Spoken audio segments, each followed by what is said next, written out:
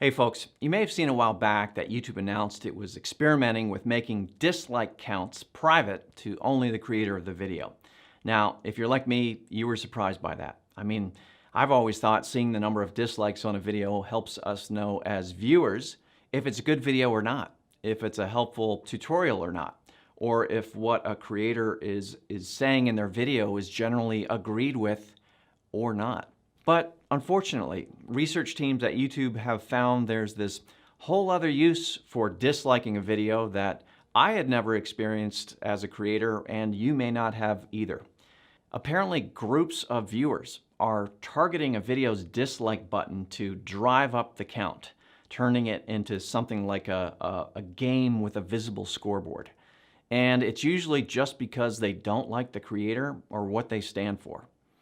That's a big problem when half of YouTube's mission is to give everyone a voice.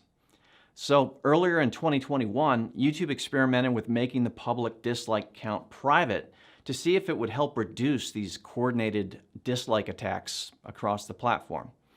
And after analysis, they did see a reduction. So the update from YouTube is that the dislike button is staying, but the dislike counts will now be private. You can still dislike videos, and that action will be used to tune your own recommendations, but you won't be able to see the dislike count.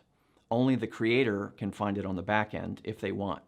Now, a few common questions we saw from the initial experiment.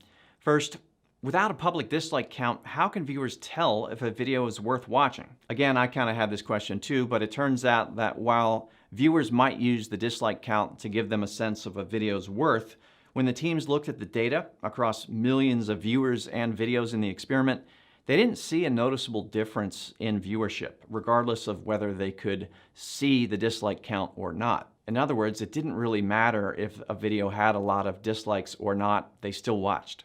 Next common question, if creators can still see the dislike count on the back end, how's that any different?